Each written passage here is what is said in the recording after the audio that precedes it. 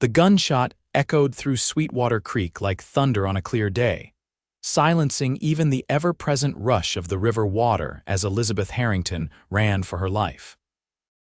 Her boots slipped on the muddy riverbank, the hem of her once fine dress now torn and caked with dirt, as she fled from the men her father had sent to bring her back. Montana Territory, 1876, was no place for a woman alone, but she'd rather brave the wilderness than return to the life that awaited her in Boston. The second shot splintered bark from a tree mere inches from her face.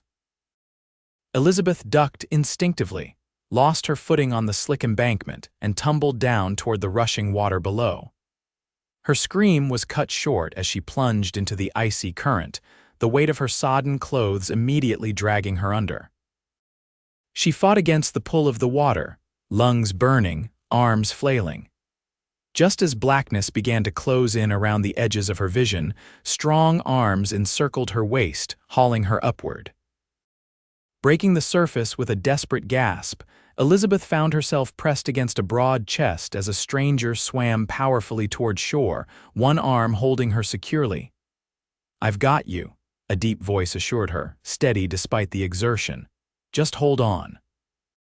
When they reached the shallows, the man lifted her as though she weighed nothing, carrying her away from the water's edge and setting her gently on dry ground. Elizabeth coughed violently, expelling river water from her lungs as her rescuer knelt beside her. "Easy now," he said, his voice gentler than she expected from a man of his size. When she finally caught her breath and looked up, she found herself staring into eyes the color of a summer sky, set in a sun-bronzed face partially hidden beneath the shadow of a wide-brimmed hat. "Thank you," she managed, her voice raw. "Those men are on the other side of the river," he finished for her, glancing back toward the water. "And from the looks of it, they ain't keen on getting wet to follow you." Elizabeth followed his gaze to see the two men her father had hired gesturing angrily from across the river, before mounting their horses and disappearing into the tree line. "Name's Everett Wade," her rescuer said, removing his hat to reveal thick dark hair. Water dripped from his clothes, a simple shirt, vest, and denims, and a holstered revolver hung at his hip. "Most folks just call me Wade." "Elizabeth Harrington," she replied, then hesitated. "Though I'd prefer if you called me Eliza, Elizabeth seems like someone I left behind." Wade's eyebrow arched slightly, but he asked no questions. "Well, Miss Eliza, you're shivering something fierce. My camp's not far, got a fire going and coffee that'll put some warmth back in you." Eliza now glanced nervously in the direction the men had disappeared. "I can't impose." "I should what? Walk through these woods alone, soaking wet with night coming on?" Wade shook his head. "Whatever you're running from, it can wait until morning." The logic was sound, but it wasn't just logic that made Eliza nod in agreement. There was something in Wade's direct gaze that inspired trust, rare as that was for her these days. "Thank you," she said simply. As Wade helped her to her feet, neither of them noticed the man watching from the ridge above. His eyes narrowed in calculation before he turned his horse and rode swiftly toward town. In Sweetwater Creek, a small but growing settlement nestled between rolling hills and the meandering creek that gave it its name, the saloon was doing brisk business despite the early hour. Miners, ranch hands, and drifters mingled around scarred wooden tables, the piano in the corner plinking out a tune no one particularly listened to. "Another body found up in Mason's Gulch," a bearded man announced to no one in particular as he approached the bar. "Third one this month."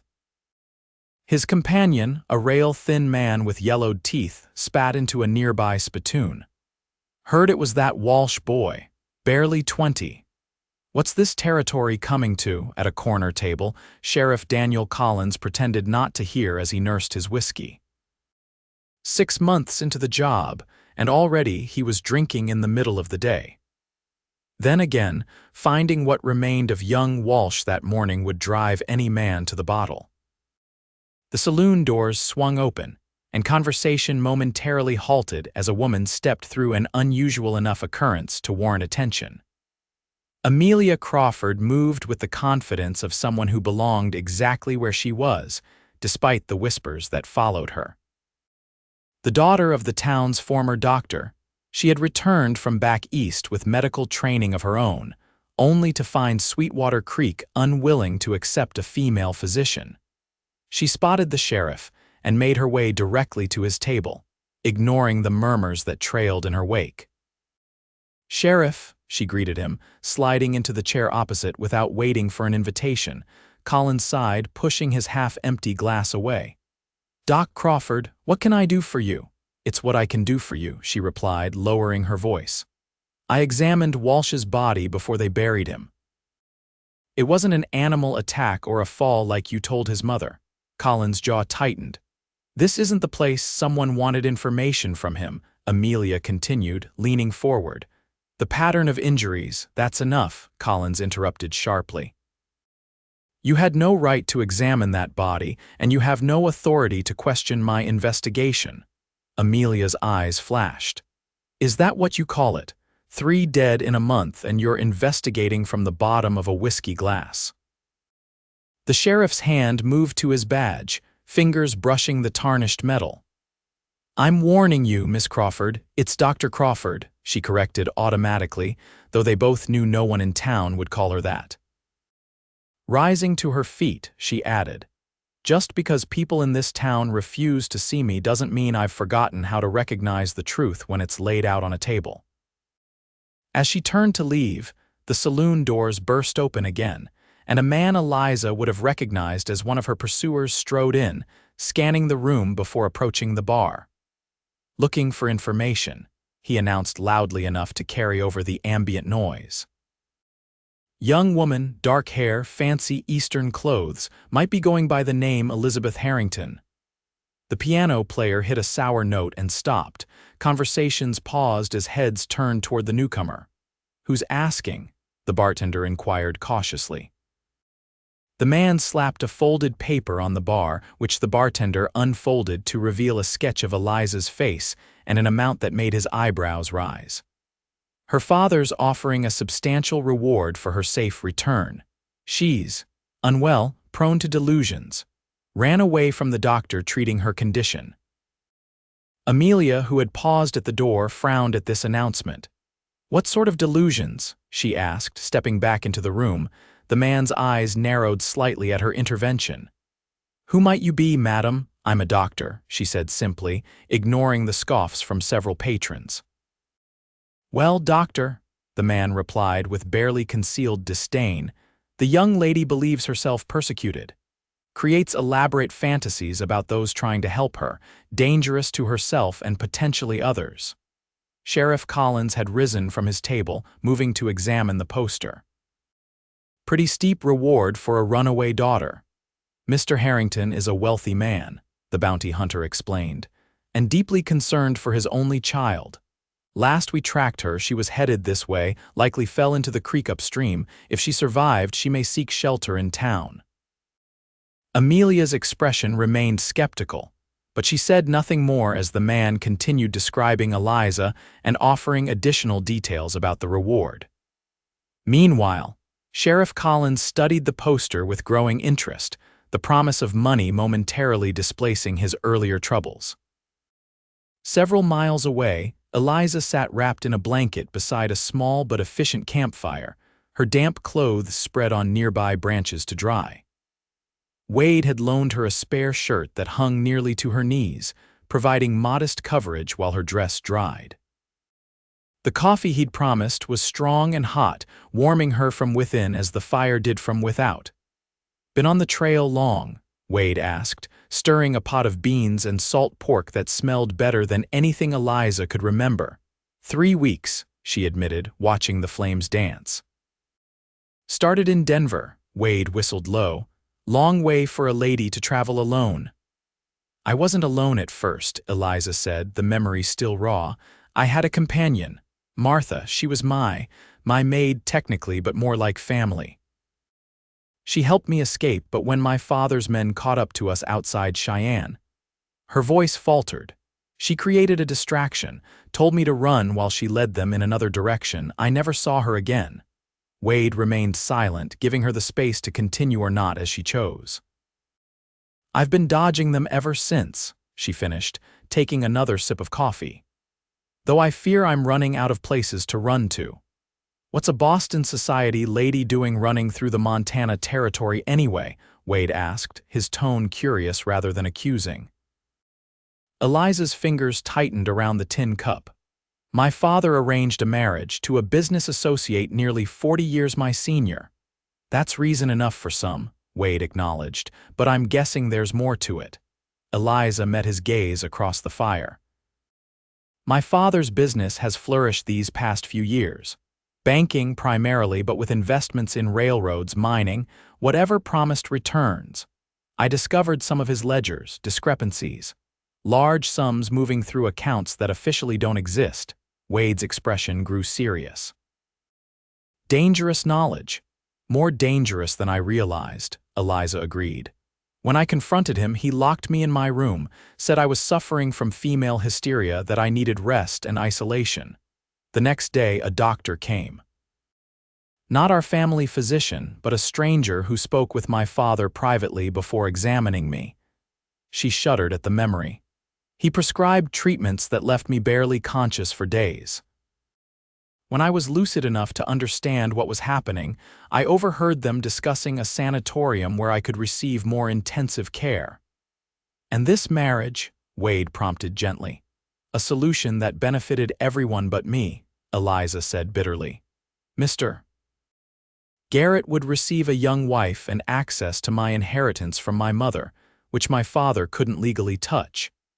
My father would gain a business partner who wouldn't ask inconvenient questions about his finances, and I would be kept quiet and controlled." Wade ladled beans into 2 tin plates, passing one to Eliza. "So you ran." "Martha helped me escape the night before I was to be committed," Eliza confirmed, accepting the food gratefully. "We took a train west, then purchased horses when we realized we were being followed. I've been making my way north ever since, hoping to reach Canada." They ate in companionable silence for a few minutes, the only sounds the crackling of the fire and the distant call of night birds. "What about you?" Eliza finally asked. "What brings a man like you to these parts?" Wade's expression remained neutral, but something flickered in his eyes. "I go where the work is. Was heading to Sweetwater Creek to see about some cattle driving jobs I heard were available." "You're a cowboy, then?" A smile tugged at the corner of his mouth. "Among other things." Eliza sensed there was more to his story, but she didn't press. They both had their secrets.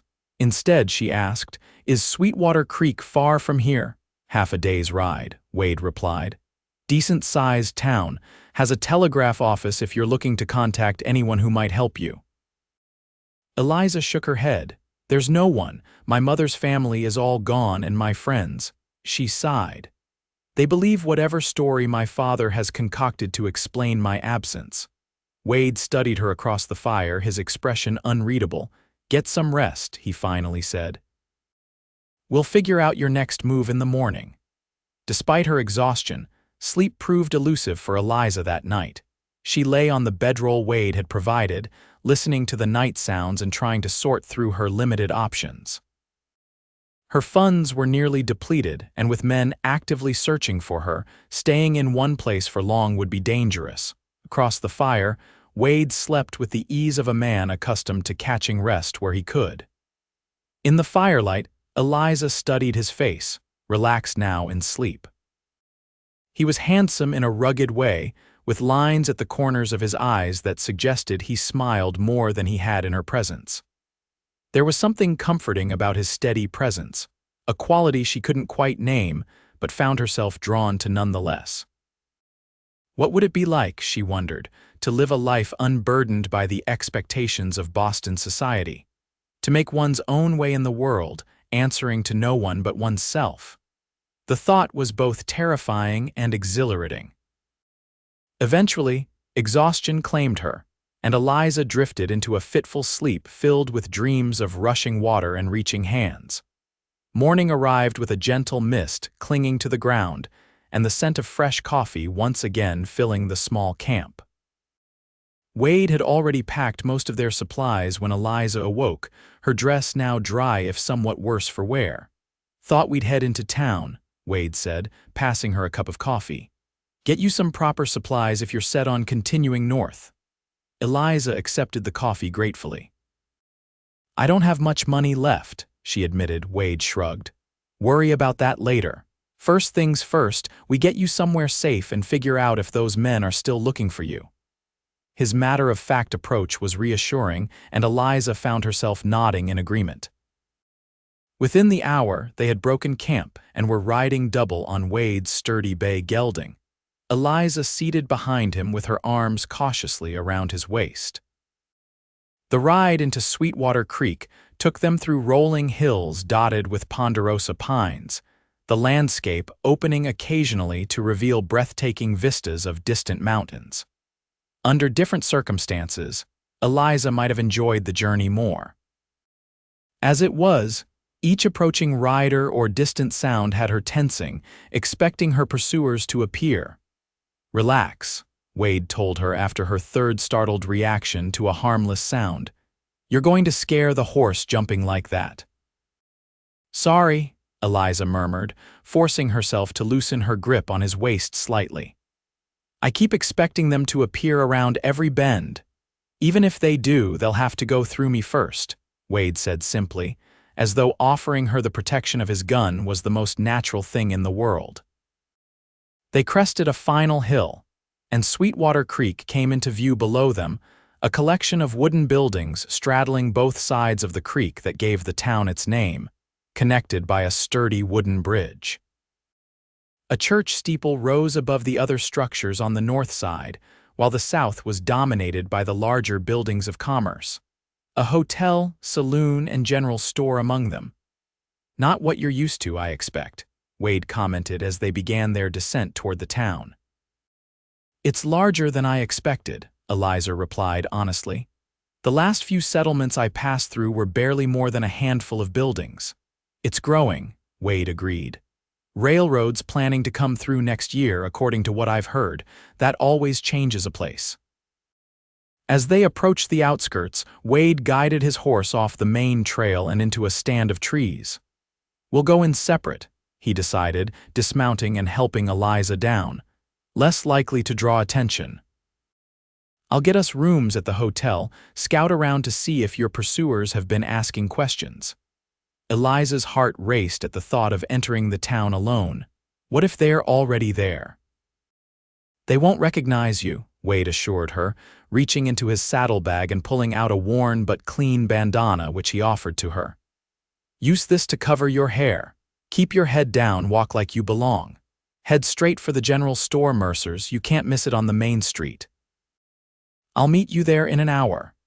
Eliza took the bandana, tying it over her hair as Wade had suggested.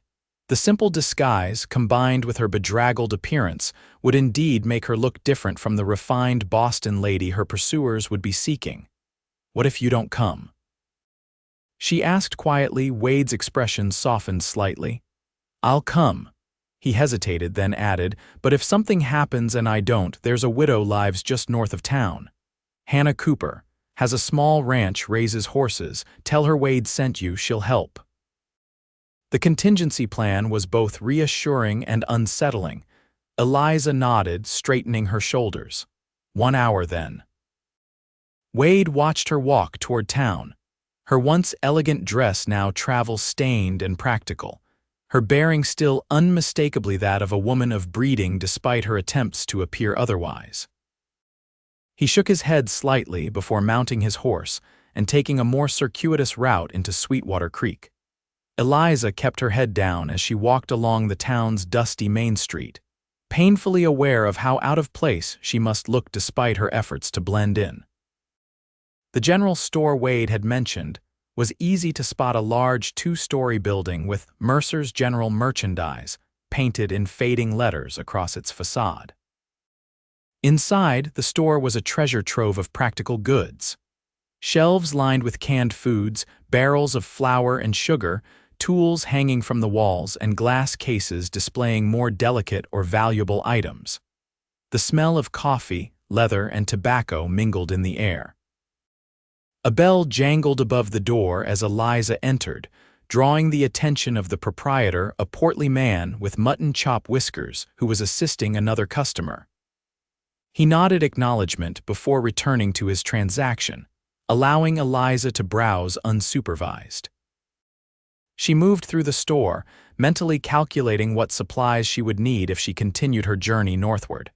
A canteen, perhaps, and preserved foods that would travel well. Her funds were limited, but surely enough for the basics. "Can I help you find something, miss?" Eliza turned to find a young woman about her own age standing nearby, wiping her hands on a canvas apron. Her bright red hair was pulled back in a practical braid, and freckles dotted her cheeks and nose. "I'm just looking," Eliza replied cautiously. The woman smiled. "Well, I'm Emma Mercer. My father owns the store. If you need anything, just holler." "Thank you," Eliza said, relaxing slightly at the friendly overture. "I might need some traveling supplies, but I'm waiting for a friend before deciding exactly what." Emma's eyebrows rose slightly. "Traveling far?" Eliza hesitated, unsure how much to reveal. "North," she finally said, "possibly to Canada." "That's quite a journey," Emma remarked. She studied Eliza more carefully, taking in her fine but worn dress and the way she carried herself. "Especially for a lady on her own." Before Eliza could respond, the bell above the door jangled again, and she turned automatically toward the sound. Her blood froze in her veins. Standing in the doorway was one of the men who had been pursuing her, the one who had fired shots at her by the river just the day before. Instinctively, Eliza ducked behind a display of cloth bolts, her heart pounding so loudly she was certain everyone in the store could hear it. "Can I help you, sir?" Mr. Mercer called from behind the counter. "Just looking for information," the man replied, his voice sending a chill down Eliza's spine. Tracking a young woman who might have come through these parts, her father's mighty worried about her.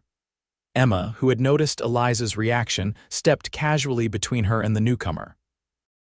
"What's she look like?" she asked with innocent curiosity.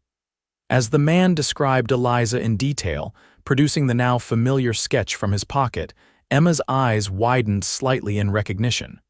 She glanced back at Eliza, who was silently pleading with her not to give her away. "Haven't seen anyone fitting that description," Emma said after a moment, her voice steady. "But if I do, who should I tell?" "Name's Garrett," the man replied. "I'm staying at the hotel. There's a substantial reward for information leading to her safe return, Mr. Mercer stepped around the counter to examine the sketch more closely. "What's she done?" "Nothing criminal," Garrett assured him. "Poor girl's not well in the head, ran away from home from the doctors trying to help her. Her father's beside himself with worry." Eliza's hands clenched into fists at the familiar lies. It took every ounce of self-control not to step out and confront the man directly. "Well, we'll certainly keep an eye out," Mr. Mercer promised, handing the sketch back. "Though we get all sorts passing through Sweetwater Creek these days." "Hard to keep track," Garrett nodded, returning the sketch to his pocket.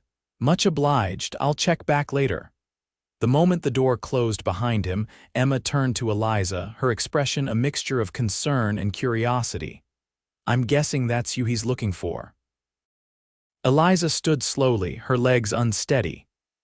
"Yes," she admitted, seeing no point in denying it. "But what he said isn't true. I'm not unwell or delusional. I'm running because—" "You don't have to explain," Emma interrupted, glancing toward her father, who was watching them with growing suspicion. "Pa, this lady needs our help." Mr. Mercer approached, studying Eliza with narrowed eyes. "That man's offering good money for information about you, miss. Mind telling me why I shouldn't collect it?" "Because she's with me," came Wade's voice from the doorway, where he stood with one hand resting casually near his holstered revolver. "And I'd take it as a personal insult if anyone tried to cash in on that reward." The tension in the store was palpable as Mr. Mercer measured Wade with his gaze, clearly calculating whether the potential reward was worth the risk. "Everett Wade," the store owner finally said, recognition dawning. "Heard you might be headed this way." "News travels fast," Wade replied evenly. "In these parts it does, Mr. Mercer's posture relaxed slightly. You vouching for this young lady, then? Wade moved to stand beside Eliza, his presence reassuring. I am. Mr. Mercer nodded slowly. Emma seems to have taken a shine to her already, and my daughter's usually a good judge of character. He extended his hand to Eliza. Josiah Mercer, madam, whatever your story is, you're safe in my store. Relief washed over Eliza as she shook his hand. Elizabeth Harrington, though I've been going by Eliza. Well, Miss Eliza, I imagine you and Mr. Wade have plans to make, Josiah said, glancing toward the door. Emma can show you to our back room where you can talk privately. Emma beckoned for them to follow her through a curtained doorway into a small storeroom lined with additional merchandise. Pa won't say anything, she assured them. He doesn't much care for men who chase women across territories, no matter what story they're telling.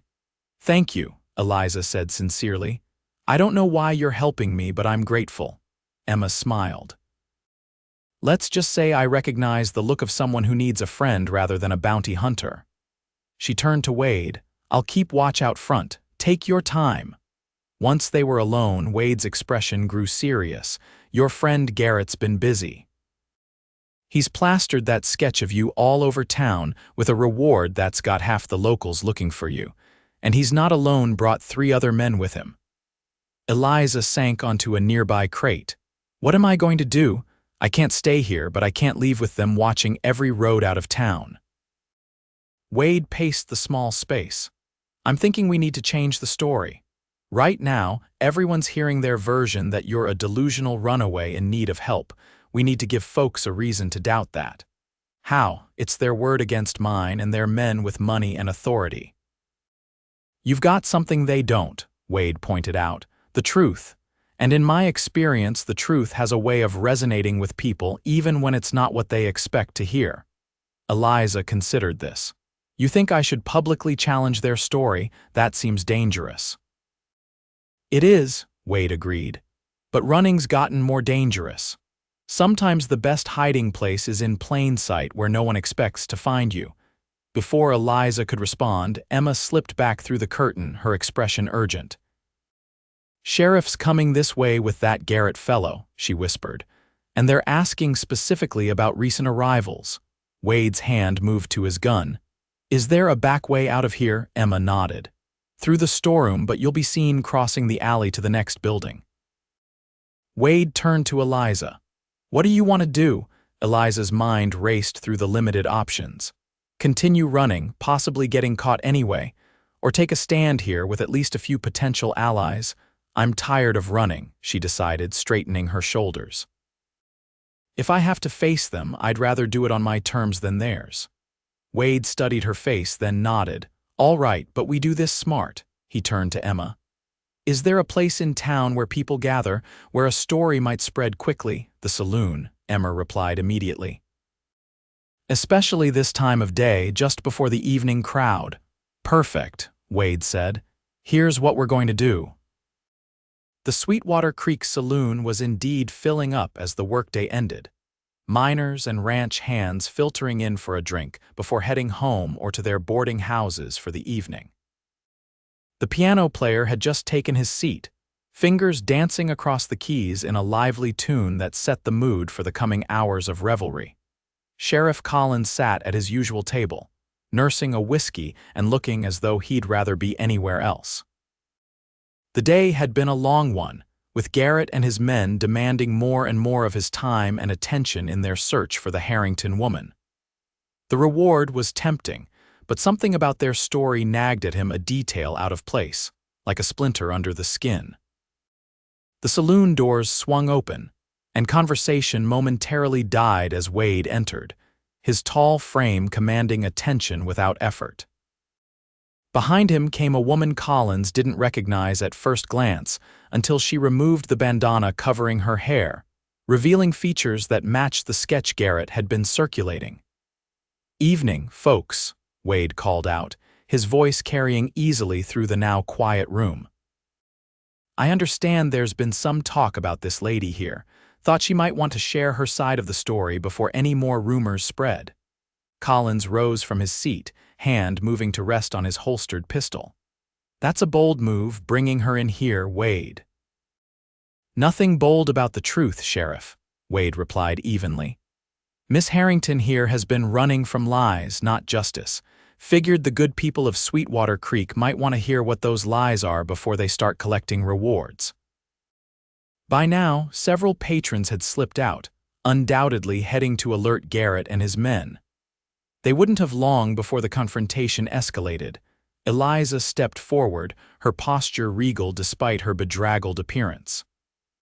"My name is Elizabeth Harrington," she began, her voice clear and steady. "Daughter of Cornelius Harrington of Boston. The men searching for me claim I'm mentally unstable in need of medical care.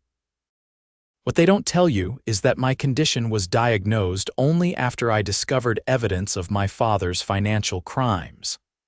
A murmur ran through the crowd. Collins remained standing but made no move to intervene. "The treatment they prescribed left me barely conscious for days," Eliza continued. "And when that didn't silence me, arrangements were made to commit me to a private sanatorium after forcing me to marry a man 3 times my age who would control my inheritance." She met the sheriff's gaze directly. "I'm not asking for your protection, Sheriff. I'm simply asking that you hear the truth before deciding which side of this you're on." Collins frowned, torn between the substantial reward and his growing unease with Garrett's methods. Before he could respond, the saloon doors burst open again and Garrett strode in, flanked by 2 of his men. His eyes locked on Eliza, a smile spreading across his face that didn't reach his eyes. "There you are, Elizabeth," he said, his tone falsely soothing. "Your father's been worried sick." "Mr. Garrett," Eliza acknowledged coldly. "Still telling lies on my father's behalf, I see." Garrett's smile faltered slightly. "You see, Sheriff," he said, turning to Collins, "delusions of persecution, just as I described. The poor girl doesn't know what she's saying." "I know exactly what I'm saying," Eliza countered. "I know about the accounts in the Cayman Islands, the money laundered through the railroad investments, the judges and politicians paid to look the other way." Garrett's expression darkened. "That's enough, Elizabeth, is it?" she challenged. "Should I tell them about your arrangement with my father? How you agreed to marry me in exchange for a partnership in his bank and my silence?" The saloon had grown deathly quiet, every eye on the unfolding drama. Wade had positioned himself slightly behind Eliza, his stance casual but alert, ready to move at the first sign of trouble. Garrett's hand moved toward his coat, but Sheriff Collins stepped between them. "That's far enough, Mr. Garrett. Keep your hands where I can see them." "Sheriff, you can't possibly believe these wild accusations," Garrett protested. "The woman is clearly unwell. The reward might not be worth the trouble," Collins interrupted. "Especially if there's truth to what she's saying." Amelia Crawford, who had been watching from a corner table, now stood. "Sheriff, I'd like to offer my professional opinion if I may." Collins hesitated, then nodded, curiosity overcoming his usual dismissal of her medical credentials. Amelia approached Eliza, her manner calm and clinical. "Miss Harrington, may I ask what treatments were administered to you in Boston?" Eliza described the medications and procedures in detail, her knowledge clearly that of someone who had researched her own condition rather than invented it. As she spoke, Amelia's expression grew increasingly troubled. "Sheriff," she said finally, "the regimen she's describing is consistent with heavy sedation, not treatment for any legitimate mental illness. It's a method sometimes used to control difficult women rather than address actual health concerns." "That's preposterous," Garrett sputtered.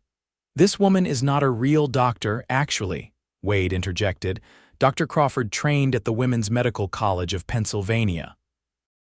Her credentials are as legitimate as any male physician's, regardless of what the folks in this town might think."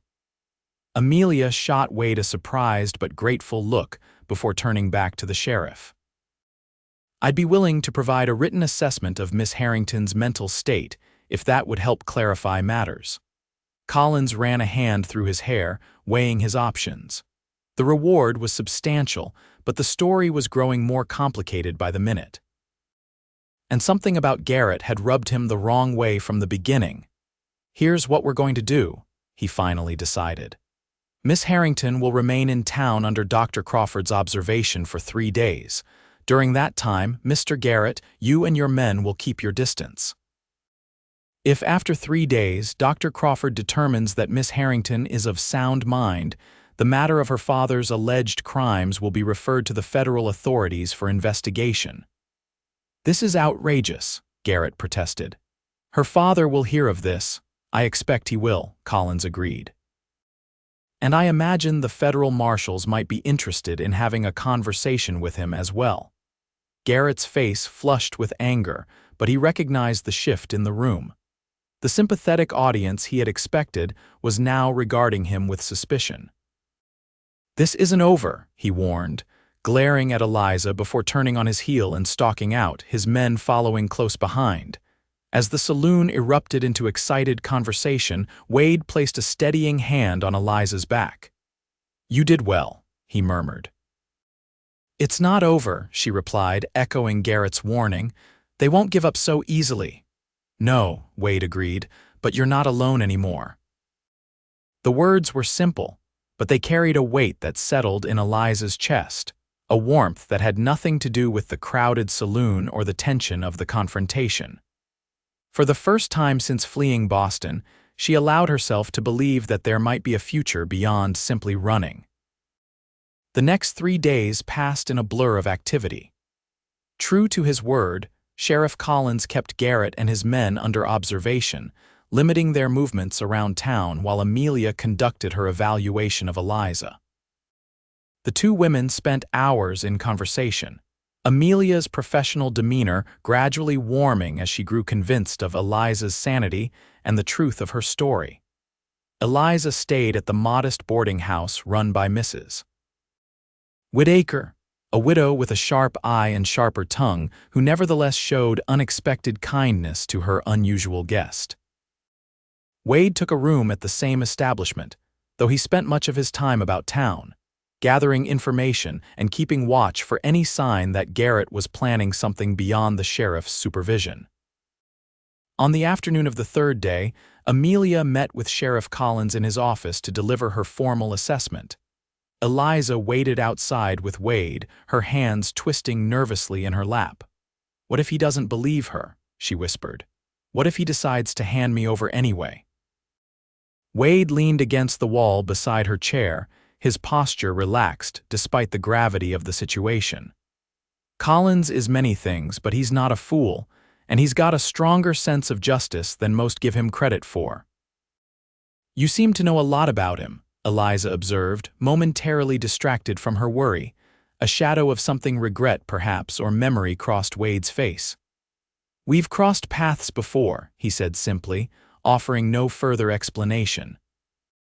Before Eliza could press for details, the office door opened, and Amelia emerged, followed by the sheriff. Both wore expressions that revealed nothing. "Miss Harrington," Collins began formally, "Dr. Crawford has provided me with her professional assessment of your condition." He paused, glancing at the document in his hand. "She finds you to be of sound mind with no evidence of the delusions or instability claimed by Mr. Garrett." Relief flooded through Eliza, so intense she felt momentarily light-headed. "Thank you, Sheriff, and you, Dr. Crawford."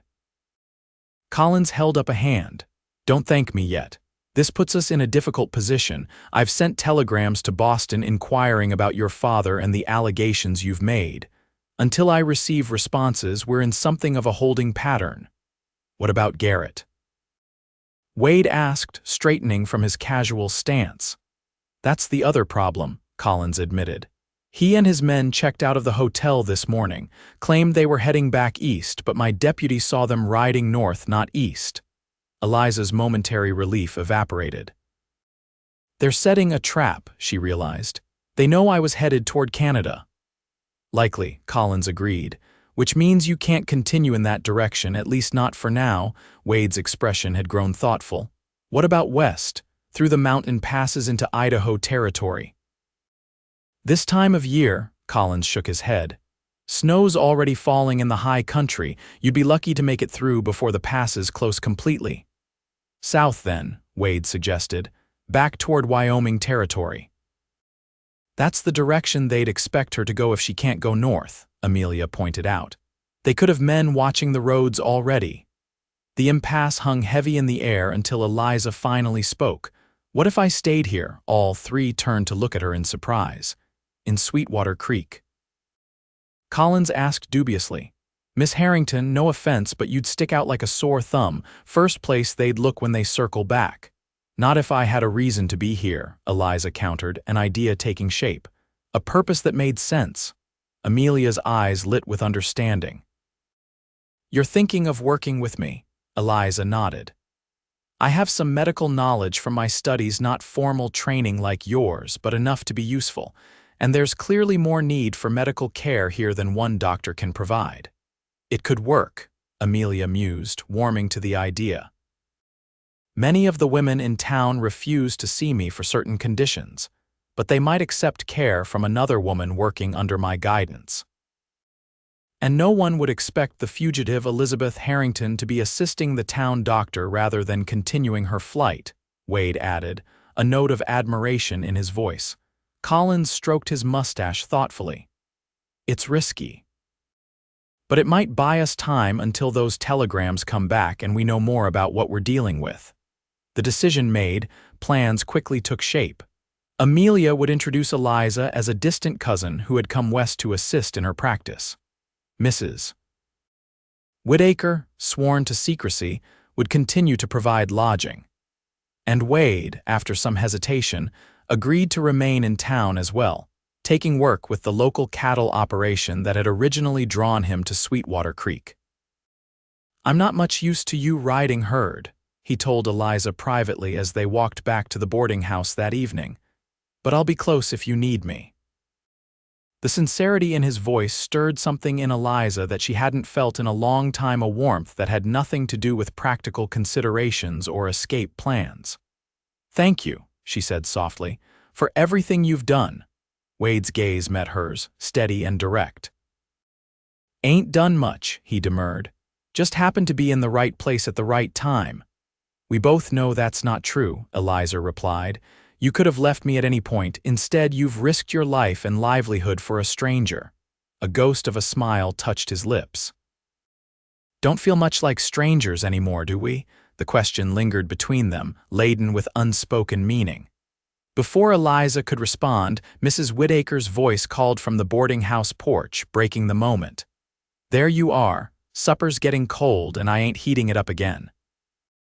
Wade chuckled. Best not keep her waiting. Woman's got a wooden spoon with a mean swing to it. As they hurried toward the house, Eliza found herself smiling despite the uncertainty that still clouded her future. For the first time in months, she felt something like hope taking root, a fragile seedling, but growing stronger with each passing day. The next week brought a new rhythm to Eliza's life. Each morning, she walked with Amelia to the small building that served as the doctor's office and residence, learning the routines of patient care and medical practice in a frontier town. The work was challenging but fulfilling, allowing Eliza to use her mind in ways that had always been discouraged in Boston society. At first, patients were skeptical of the refined Eastern lady who assisted Dr. Crawford. But Eliza's genuine compassion and quick learning soon won over even the most reluctant townspeople. By the end of the week, several women had specifically requested Miss Elizabeth for certain delicate matters, finding her easier to talk to than the more forthright Amelia. You have a gift for this, Amelia remarked one evening as they organized supplies after the last patient had left. The way you listen makes people feel heard in a way I've never managed. Eliza smiled, pleased by the compliment from a woman she had come to admire deeply. You're a brilliant doctor, I'm just adding a different approach. We make a good team, Amelia concluded, closing the supply cabinet. I'm glad you're staying, whatever the circumstances that brought you here. The words warmed Eliza, reinforcing her growing sense that Sweetwater Creek might become more than just a temporary hiding place. Wade, meanwhile, had settled into work with the Bar H Ranch. where his experience with cattle and horses quickly earned him the respect of the other hands. He rode into town most evenings, often stopping by the doctor's office to walk Eliza back to the boarding house, a courtesy that was becoming a highlight of her day. Their conversations during these walks ranged widely from the patience she had seen to the challenges of breaking the wild mustangs the Bar H had recently acquired. Wade spoke little of his past, but Eliza gathered pieces. He had been riding the range since he was 15, had fought briefly in the war before deciding that conflict wasn't to his taste, and had since worked his way across most of the Western territories. Never stayed in one place long. She asked one evening as they crossed the creek on the wooden bridge that connected the two halves of town. Wade shook his head. Never saw much reason to. Work dries up or trouble finds me and it's time to move on. And now, Eliza ventured, watching his profile in the fading light. He was silent for a long moment.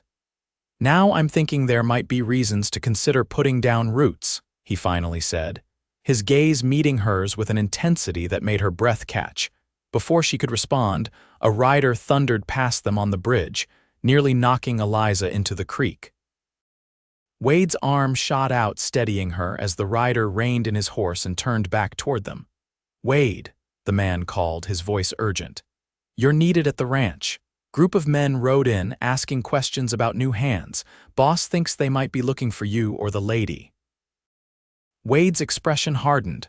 "Garrett's men, don't know," the rider replied, "but they're armed and ain't taking no for an answer." Wade turned to Eliza, his decision immediate. "Get to Amelia's, stay there until I come for you or send word." "What are you going to do?" Eliza asked, fear constricting her throat. "Find out what they want," Wade replied grimly, "and make sure they don't find you." He squeezed her hand once, then swung up behind the other rider. As they galloped away, Eliza stood frozen on the bridge, the peaceful evening shattered by the renewal of the danger she had begun to hope might have passed. At the Bar H ranch, Wade found a tense standoff underway. 4 men on horseback faced the ranch owner and several hands, who had positioned themselves in front of the bunkhouse with rifles at the ready. Wade recognized one of the mounted men as one of Garrett's companions from the saloon confrontation. "There he is," the man said as Wade rode into the yard. "Wade, isn't it? We've been looking for you." Wade dismounted casually, though his hand remained near his holstered revolver. "I hear you've been asking questions. Might save time if you just ask me directly."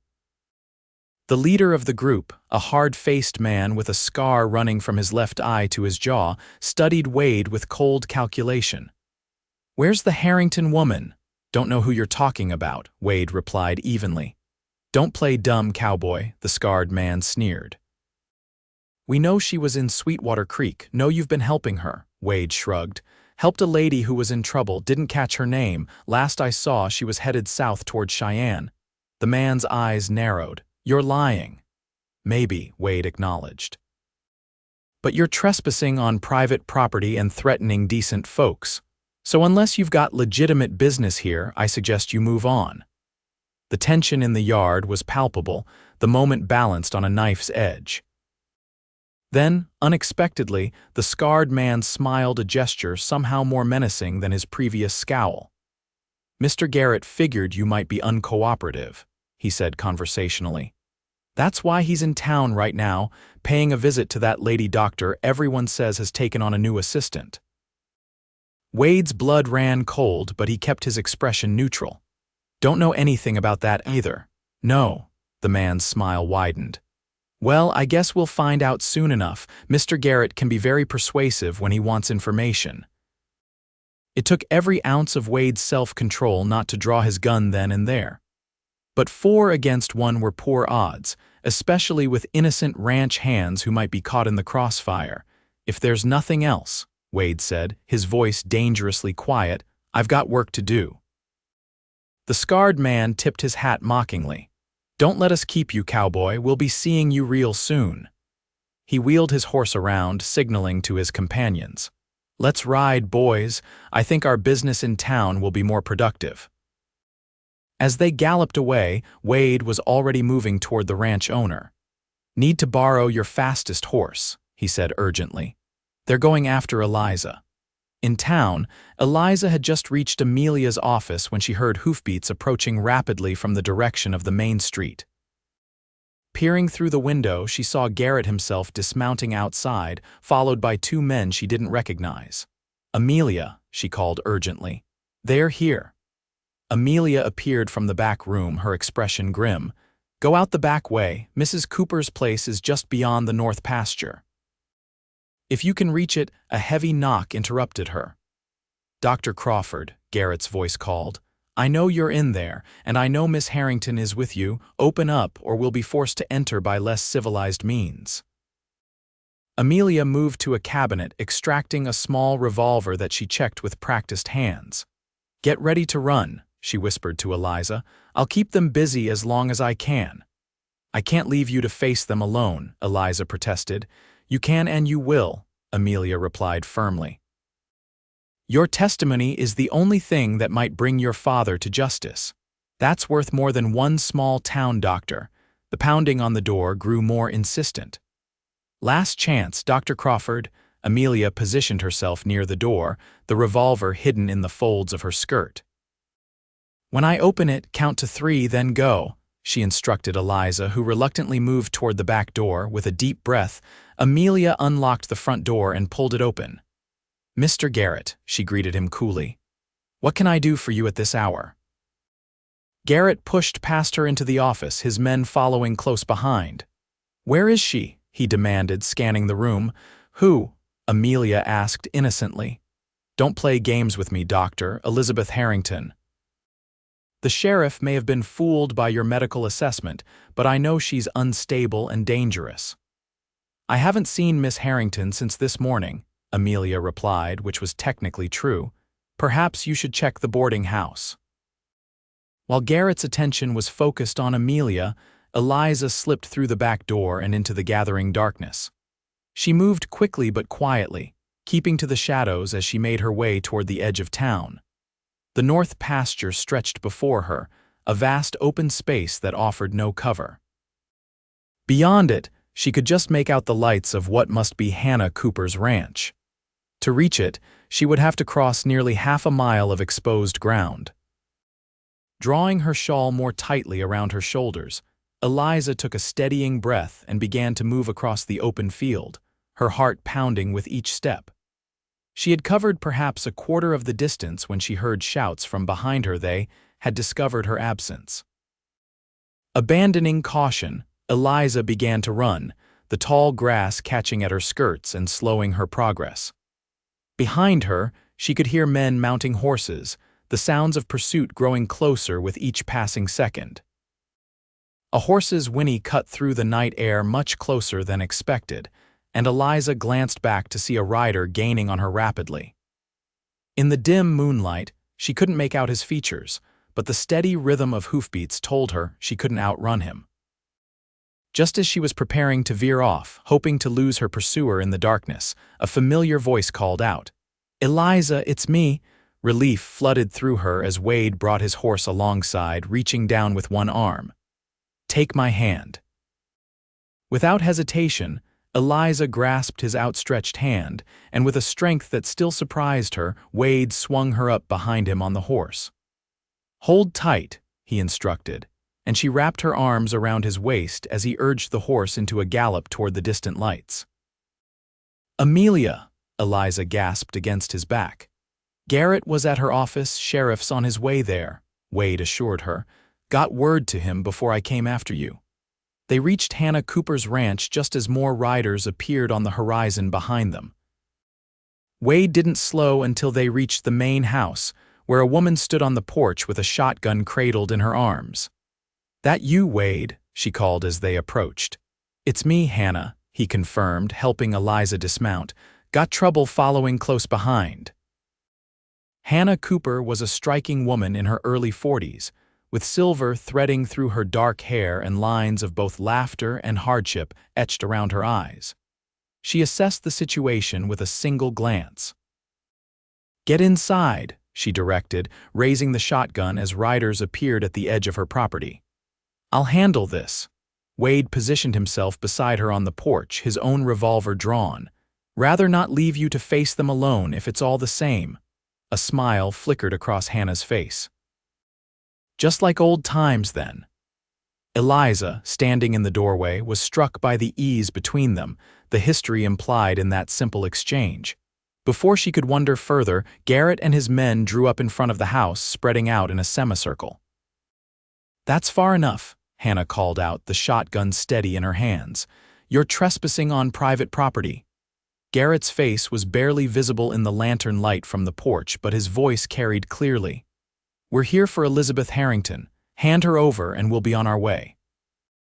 "Don't see anyone by that name here," Hannah replied. "Just me and my guests." "Don't make this difficult," Garrett warned.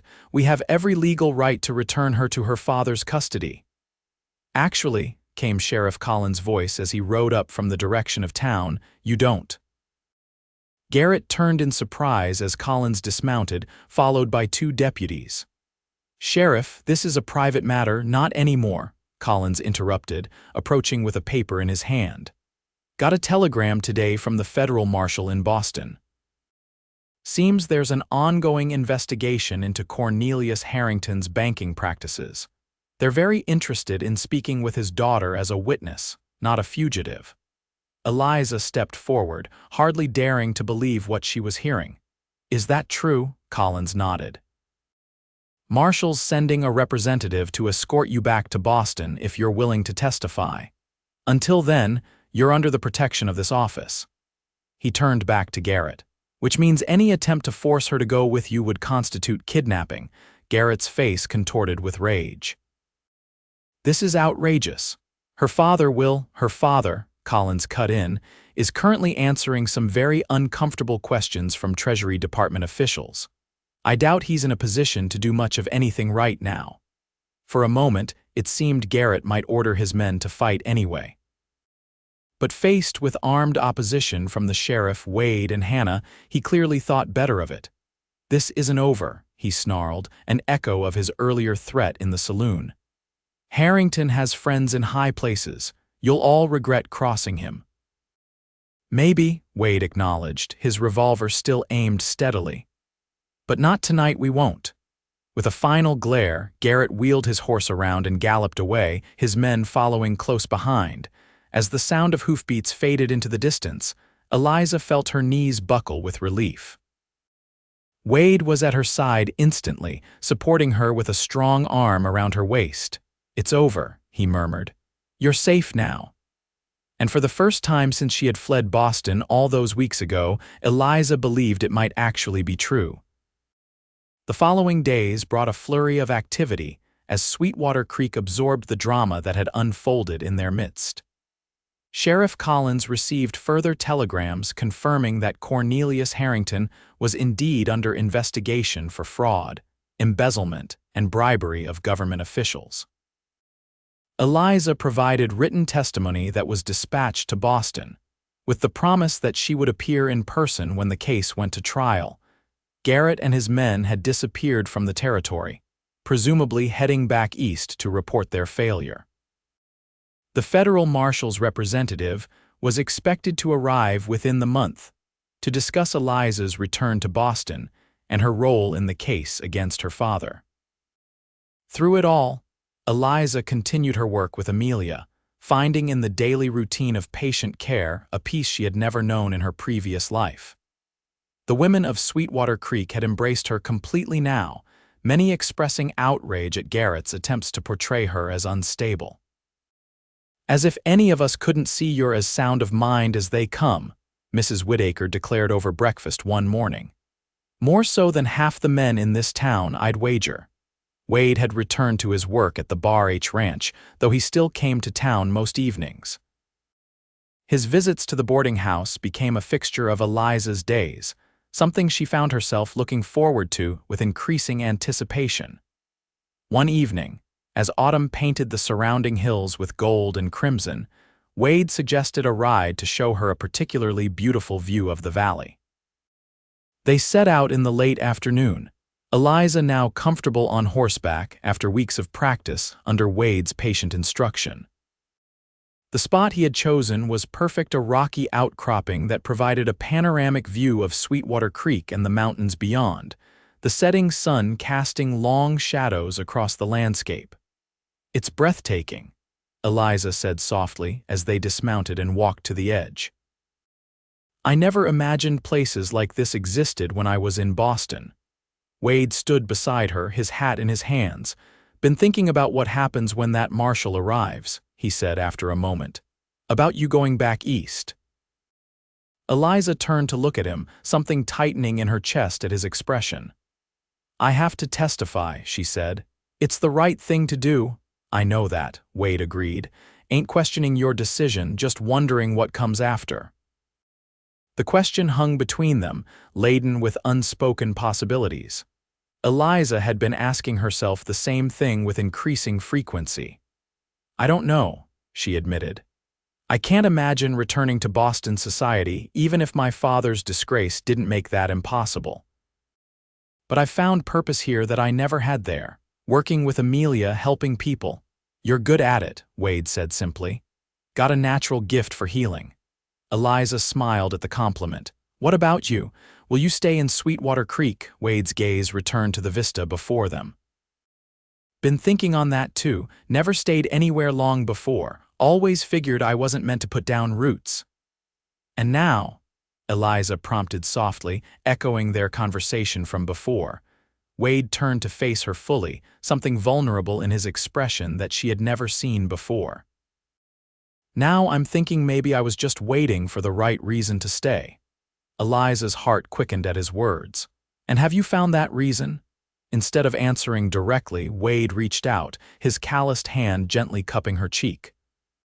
"First time I saw you, half drowned and still fighting, I knew you were something special. Didn't expect to feel what I'm feeling now." Eliza leaned into his touch, her own hand coming up to cover his. "What are you feeling now, Wade?" His blue eyes searched hers, as though looking for permission or reassurance. "Like maybe I found something worth more than all the gold in these mountains, something I ain't willing to let ride away on some eastbound train." The words were simple but profound, expressing a depth of feeling that resonated with Eliza's own growing attachment. Without conscious thought, she stepped closer, her hand moving to rest against his chest. "They told me I was fallen," she whispered. "Ruined by running away, by defying my father's wishes, that no respectable man would want me after what I'd done." Wade's expression softened, a smile tugging at the corner of his mouth. "Well, I ain't never claimed to be respectable," he said, "but as for fallen." His arm slipped around her waist, drawing her closer. "Far as I can tell, you fell straight into my arms, and I ain't planning on letting go." The kiss that followed was gentle at first, a question rather than a demand. When Eliza responded, her arms encircling his neck, the kiss deepened, becoming something more profound, a promise, a beginning. When they finally parted, both slightly breathless, the sun had dipped below the horizon, painting the sky in shades of pink and purple. Wade rested his forehead against hers, his voice husky when he spoke.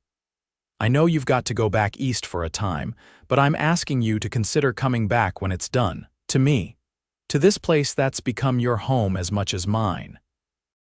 Eliza's heart swelled with emotions she had never expected to feel again after fleeing Boston: hope, joy, and something deeper that she was only beginning to recognize as love. "I will come back," she promised. "Not just to Sweetwater Creek, but to you." The ride back to town was filled with a companionable silence, both lost in thoughts of the future they had begun to envision together. As the lights of Sweetwater Creek appeared in the distance, Eliza found herself looking at the small settlement with new eyes, not as a temporary sanctuary, but as a place that might truly become home. The federal marshal's representative arrived 2 weeks later, a serious young man named Robert Fisher, who treated Eliza with a respect she found refreshing after months of being portrayed as either delicate or delusional. He confirmed what the telegrams had suggested. Cornelius Harrington's financial empire was crumbling as investigations revealed the extent of his fraudulent activities. "Your testimony will be crucial," Fisher explained as they sat in Sheriff Collins' office. "Particularly regarding the documents you saw and the conversations you overheard. The trial is scheduled for spring, which gives us time to prepare your statement thoroughly." Eliza nodded, her hands folded in her lap. "And what happens to my father if he's convicted?" Fisher's expression was sympathetic but honest. "Prison, most likely. The charges are serious, Miss Harrington. Many people lost their life savings in his schemes." The news brought a complex mix of emotions: vindication, certainly, but also a lingering sadness for what might have been had her father chosen a different path. "When do we leave?" she asked finally. "End of the week," Fisher replied. "We'll take the train from Helena. It's a long journey, but more comfortable than stagecoach. 4 days. 4 days to say goodbye to the place and people who had become so important to her. 4 days to strengthen her resolve to return, no matter what awaited her in Boston. The goodbyes were harder than she had anticipated. Amelia hugged her fiercely, extracting a promise that Eliza would write regularly with updates on the case and her plans to return. Mrs. Whittaker packed food for the journey and insisted on pressing a small silver brooch into Eliza's hands for luck, she said gruffly, blinking away unexpected tears. Emma Mercer and her father presented her with a new traveling dress, practical but finer than anything Eliza had worn since fleeing Boston. "Can't have you facing down those Eastern lawyers looking like a frontier woman," Emma teased, though her eyes were suspiciously bright. Sheriff Collins awkwardly tipped his hat, mumbling something about doing her duty but remembering where home was. Even Hannah Cooper rode into town to wish her well, bringing a hand-tooled leather journal to record your thoughts on the journey. Through it all, Wade remained a steady presence, helping with preparations while saying little about their impending separation. It wasn't until the evening before her departure that they found a moment alone, walking along the creek that gave the town its name. "Got something for you," Wade said, reaching into his pocket and withdrawing a small leather pouch. "Ain't much, but I want you to have it." Eliza opened the pouch to find a simple silver ring, unadorned but beautifully crafted. "Wade," she breathed, looking up at him in question. "Belonged to my mother," he explained, his voice rough with emotion. "Only thing of hers I kept all these years. I'm not asking for promises, Eliza, just want you to have something to remind you that someone's waiting for you to come back." Tears filled Eliza's eyes as she closed her fingers around the ring. "I don't need reminders," she whispered, "but I'll treasure it all the same."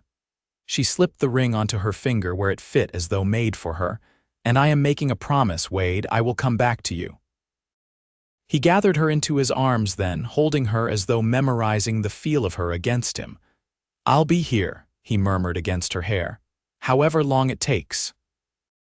The morning of departure dawned clear and cool, the first hint of winter in the air as Eliza boarded the stagecoach that would take her and Fisher to Helena, where they would catch the eastbound train. Wade stood beside the coach, his expression carefully controlled. "Wire when you reach Boston," he said, his hand holding hers through the open window, "and when you know when the trial will be." "I will," Eliza promised. "And as soon as it's over, I'll be on the first train west." The driver called for final boarding, and Fisher climbed in beside Eliza. Wade's hand tightened on hers briefly before he stepped back, allowing the door to close. "Ready, Miss Harrington?" Fisher asked as the coach lurched into motion. Eliza's gaze remained fixed on Wade's tall figure as the distance between them grew. "Ready as I'll ever be," she replied, her mother's ring a comforting weight on her finger. The journey east was long but uneventful, giving Eliza ample time to prepare for what awaited her in Boston. Fisher proved an excellent traveling companion, respectful of her need for solitude while providing company when she desired it. As the landscape changed from the rugged mountains of Montana to the rolling plains of the Midwest, and finally to the more settled terrain of the eastern states, Eliza found herself watching with new eyes. The cities that had once seemed the height of civilization now appeared crowded and confined after the open spaces of the West. Boston, when they finally arrived, was both achingly familiar and strangely foreign. The house where she had grown up stood empty, her father having been moved to a guarded residence pending trial. Arrangements had been made for Eliza to stay with her mother's sister, Aunt Margaret, who had always been fond of her niece despite her brother-in-law's disapproval. "My dear girl," Margaret exclaimed upon seeing her, arms outstretched in welcome. "What an ordeal you've been through." The comfort of family, even distant family, was greater than Eliza had expected. Margaret asked no awkward questions, simply providing a safe haven from which Eliza could navigate the complex legal proceedings that consumed the next several months. The trial, when it finally began in April, was a sensation in Boston society. Cornelius Harrington, once one of the city's most respected businessmen, now sat ashen-faced in the defendant's box as his crimes were laid bare for all to see. Eliza's testimony was particularly damaging, her clear recollections of documents and conversations providing crucial evidence of intent. Throughout the ordeal, she wrote regularly to Sweetwater Creek, to Amelia, to Emma, but most often to Wade. His replies were less frequent but treasured, his straightforward accounts of ranch life and town developments a welcome reminder of the world that awaited her return. When the verdict was finally delivered in late May guilty on all counts, Eliza felt not triumph but a profound relief. Her father was sentenced to 15 years in federal prison, a term that would likely consume what remained of his life. After the sentencing, he asked to speak with her privately, a request she granted out of a sense of obligation rather than forgiveness. "You've destroyed me," were his first words when they were alone in a small antechamber of the courthouse. "You destroyed yourself," Eliza replied quietly. "I simply refuse to be part of it." His face, once commanding and confident, now seemed collapsed in on itself, the mask of respectability stripped away to reveal the fearful man beneath. "What will you do now?" he asked, something almost like genuine curiosity in his voice. Eliza touched the silver ring she still wore, drawing strength from its presence. "I'm going home." "Boston is your home," her father insisted, a flash of his old authority surfacing briefly. "Not anymore," Eliza said simply. "I've found where I belong. With people who value me for who I am, not what I represent." Understanding dawned slowly in his eyes. "The West," he said flatly. "You're going back to that wilderness." "It's not wilderness to those who live there," Eliza corrected him. "It's community, it's opportunity, it's freedom." Her father laughed bitterly. "Freedom to toil and struggle and die young, is that what you want?" Eliza rose, ready to end their final conversation. "What I want is to live honestly, father, something you might have considered before it came to this." She moved toward the door, then paused, looking back at the diminished figure he had become. "I hope you find peace in time." He offered no response, and she left without looking back, closing the door on that chapter of her life with a sense of finality that was both painful and liberating. The journey west began 3 days later, Eliza now traveling alone but with a confidence born of experience. The train carried her across the continent, each mile bringing her closer to Sweetwater Creek and the future she had chosen. She had sent a telegram announcing her return, but as the stagecoach approached the final leg of the journey, Eliza found herself wondering anxiously what awaited her. So much could change in 8 months. What if Wade had grown tired of waiting? What if the town had moved on without her? These fears dissolved the moment the coach crested the final hill and Sweetwater Creek came into view. There, waiting at the edge of town, was not just Wade but what appeared to be half the town's population. Banners hung across the main street proclaiming "Welcome home, Eliza." And a small band was playing a somewhat off-key but enthusiastic tune. As the coach rolled to a stop, Wade stepped forward, his face breaking into the wide smile she had carried in her heart throughout their separation. Before she could even descend, he was there, lifting her bodily from the coach and spinning her around as cheers erupted from the gathered crowd. "Told you I'd be waiting," he murmured against her ear before setting her gently on her feet. Eliza's eyes filled with tears of joy as familiar faces surrounded her: Amelia, Emma and her father, Sheriff Collins, Mrs. Whittaker, and dozens of others, all welcoming her back as though she had been gone a lifetime rather than months.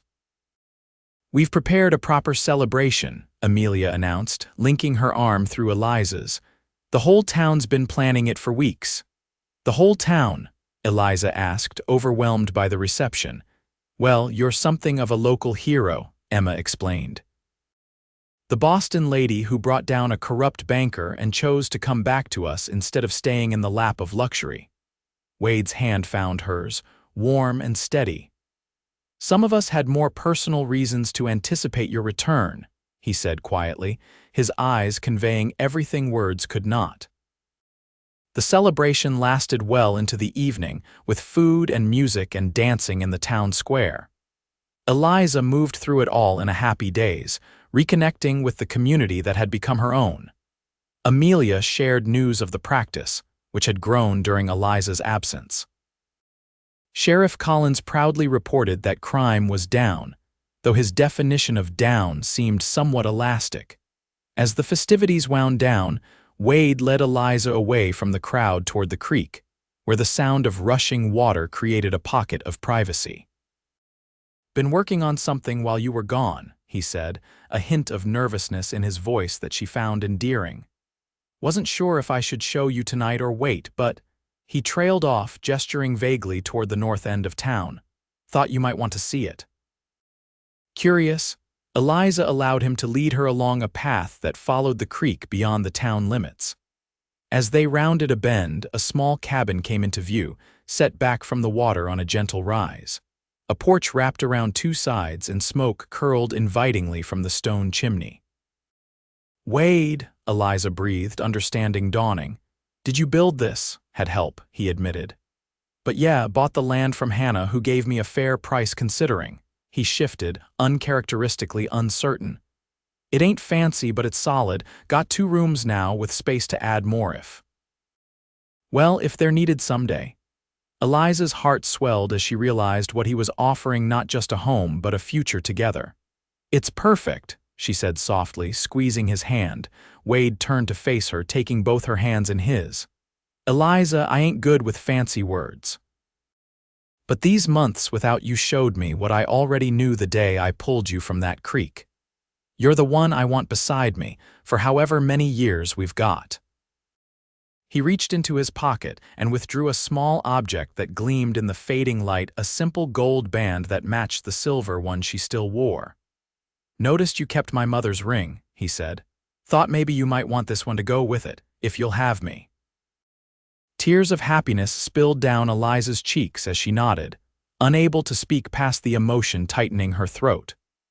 Wade slipped the ring onto her finger beside the silver one, then gathered her into his arms, his kiss conveying all the love and promise that words could not contain. When they finally parted, Eliza looked up at the man who had become her anchor in a world turned upside down. "They whispered that I was fallen," she said softly, recalling the gossip that had undoubtedly followed her disappearance from Boston society. Wade's smile held all the warmth and certainty she had ever wished for. "I'd say you fell exactly where you were meant to be," he replied, drawing her close once more as the setting sun painted the western sky in shades of gold and promise. The wedding took place the following month, a community celebration that brought together the entire town. Amelia stood as Eliza's witness, while the foreman of the Bar H Ranch stood for Wade. Sheriff Collins, who had apparently been ordained years earlier during a brief religious phase, performed the ceremony in the town square, where wildflowers decorated every available surface. Eliza wore a dress of cream-colored silk that Emma and Mrs. Whittaker had collaborated on, with lace from Emma's own wedding gown adorning the collar and cuffs. Wade, looking both uncomfortable and prouder than she had ever seen him in a new suit, watched her approach with an expression of such naked adoration that whispers rippled through the assembled crowd. "Never seen a man so completely gone on a woman," Mrs. Whittaker remarked loudly to no one in particular, like she hung the moon and stars just for him. The sentiment was accurate if understated. As they exchanged vows beneath the blue Montana sky, it was clear to everyone present that something rare and precious had grown from the unlikely meeting of a Boston society woman and a Western cowboy. "I now pronounce you husband and wife," Collins declared, closing his Bible with a satisfied nod. "Wade, you may kiss your bride." The cheer that went up as Wade swept Eliza into his arms might have been heard all the way to the next county, a celebration of not just their union but the community that had made it possible. The years that followed brought challenges, as all lives do, but also joys that neither Eliza nor Wade had dared to imagine during those early days of uncertainty. Eliza continued to work with Amelia, eventually earning her own medical certification through correspondence courses and hands-on experience. When Amelia left to establish a women's hospital in Helena, Eliza took over the practice in Sweetwater Creek, becoming the town's primary physician, a role that would have been unthinkable in Boston, but was accepted without question by the people who had come to respect her skill and compassion. Wade partnered with Hannah Cooper to expand her horse breeding operation, his natural way with animals and her business acumen creating an enterprise that soon supplied mounts to ranches throughout the territory. The cabin by the creek expanded as their family grew, first with the arrival of twin daughters, Sarah and Margaret, and later a son they named William. Sweetwater Creek itself changed as the years passed, the railroad bringing growth and development that transformed the frontier settlement into a proper town. But through it all, the community maintained the spirit of mutual support and acceptance that had first welcomed a frightened runaway all those years ago.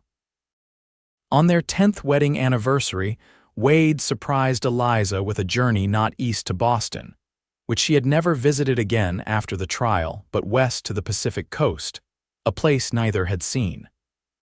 They stood together on a beach in Oregon, watching the sunset paint the endless ocean in colors no artist could capture.